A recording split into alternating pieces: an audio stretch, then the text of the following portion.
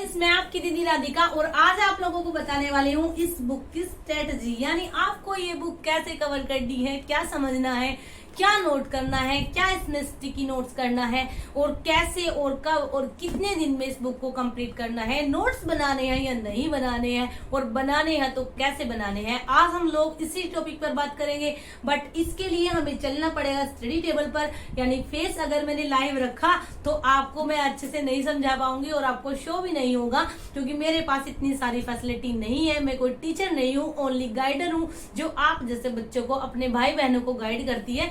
तो मेरे पास इतनी फैसिलिटी नहीं है कि मैं आप लोगों को इतना बोर्ड वगैरह पे समझाऊं। तो आप लोगों को इस बुक की स्ट्रेटजी में इसी स्टडी टेबल पर समझाने वाली हूँ। तो चलिए स्टार्ट करते हैं।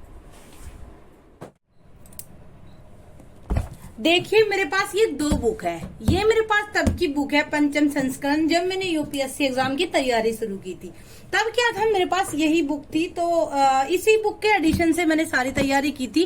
तो मेरे सारे हाईलाइट वगैरह इसी बुक में, अंडरलाइन हाईलाइट सब इसी बुक में है। तो इस बुक के बाद अब मैंने दूसरी बुक को परचेज किया है, क्योंकि काफी सारे अपडेट हो चुके हैं। तो अब मैंने ये बुक लिया, तो मैं आप लोगों को इसी बुक में समझाती हूँ। सबसे पहले आपको देखना है कि आपकी बुक में जो यूनिट है वो आपके सिलेबस से मैच करती है या नहीं।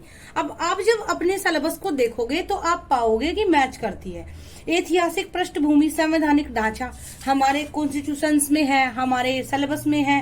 तो आप लोगों को देख लेना है सबसे पहले तो यूनिट सेकंड, थर्ड।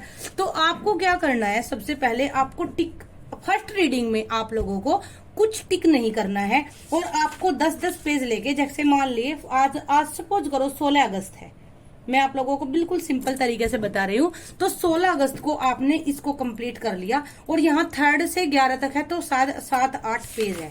तो आपको सिंपल जैसे कोई नोवेल पढ़ते हैं, आपको इस तरह इसकी रीडिंग करनी है। अब जब आप फर्स्ट रीडिंग ऐसे कर लोगे, और फर्स्ट रीडिंग में आपको कुछ भी नहीं छोड़ना है, बिल्कुल भी। अब सेकंड रीडिंग में, अब यहाँ पे मैं आपको बताऊं, टर्मिनोलॉजी में थोड़ा सा आप लोगों को डिफरेंट डिफिकल्टी आएगी। तो सबसे पहले आपको टर्मिनोलॉजी पता होनी चाहिए। तो अगर आप लोगों को नहीं पता है तो मैं आप लोगों को समझा दूंगी, आप मुझे बता देना अगर आप लोगों को क्लासेस चाहिए, और अगर आप लोगों को आती है तो बहुत अच्छी बात है। अब उसके बाद फर्स्ट रीडिंग आपकी हो गई। सेकेंड रीडिंग में आपको क्या करना है, आप देखिए, मैं कोई भी चैप्टर लेके आप लोगों को समझाती हूँ। एक तो सबसे पहले आप यही ले लीजिए, मूल अधिकार। तो आपने यहाँ से पढ़ना स्टार्ट किया। अब आप देखिए एग्जाम में, एग्जाम हॉल में, ये तो आपको पता ही है, भारत का मैग्ना कार्टा कहा गया है। अब आपको देखना है कि एग्जाम हॉल में पूछा क्या जाता है। तो सभी को पता है, आर्टिकल वाला अगर चैप्टर है तो आर्टिकल ही पूछे जाएंगे, मूल अधिकार ही पूछे जाएंगे। तो आपको सारे के सारे मूल अधिकार पता होने चाहिए। इनकी या तो कोई ट्रिक बना लीजिए, अगर आप लोगों से नहीं बनेगी तो मेरे को बता देना, मैं आप लोगों को इसकी ट्रिक बता दूंगी।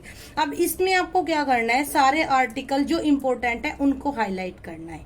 अब इसमें अगर मूल अधिकारों की विशेषताएं है तो एक तो तरीका है कि आप बुक में ही हाईलाइट करें और अंडरलाइन करें, एक तो तरीका है कि आप नोट्स बनाएं। अब आप लोगों को अपने अपने टाइम के अकॉर्डिंग चूज करना है।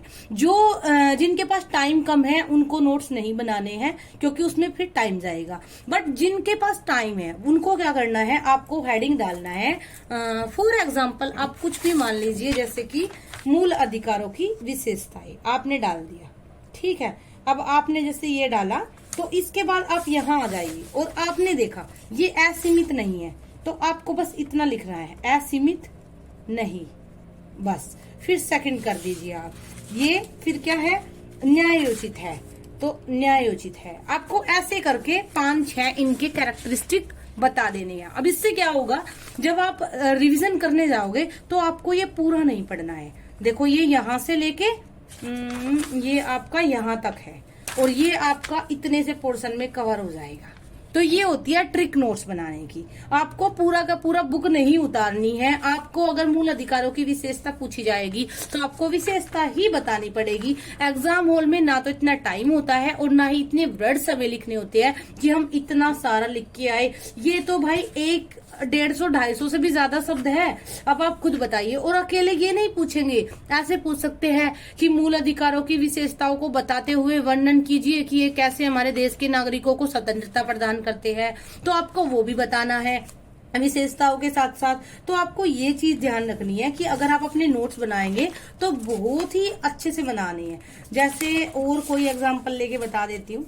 जैसे ये मान लीजिए, ये यहाँ तक मैंने इसको स्टडी किया हुआ है, मतलब रिवीजन मेरा चल रहा है मेंस के लिए, तो वही मैंने इस पे लगाया हुआ है। अब आप लोग यहाँ पे देखिए, जैसे ये सब समानता का अधिकार दिया गया है, तो आपको ये विधि के समक्ष समता है, तो आपको बस यही लिखना है एग्जाम में।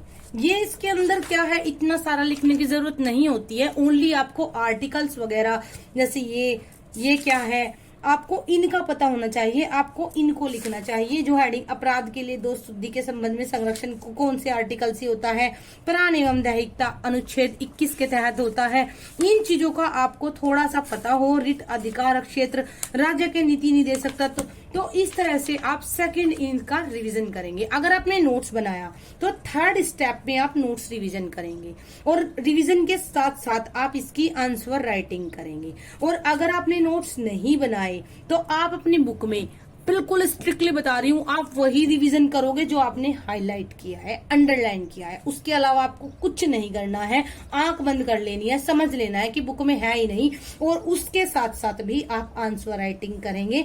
ये आपका थर्ड स्टेप हो जाता है। यानी first step simple reading, second step notes या highlight, and third step answer writing plus revision, और फोर्थ स्टेप में आपका एमसीक्यू प्रैक्टिस आएगी, जो कि जब आप प्री फोकस तैयारी करोगे तब आएगी। लेकिन वो आएगी तो इस सब से ही। अब आप मेरे को बताइए कि ये प्री और मेंस अलग कैसे हो गया? एक ही हुआ है ना, क्योंकि ये जो आपने पढ़ा है सारी बुक, यही तो आनी है भाई प्री में भी और मेंस में भी।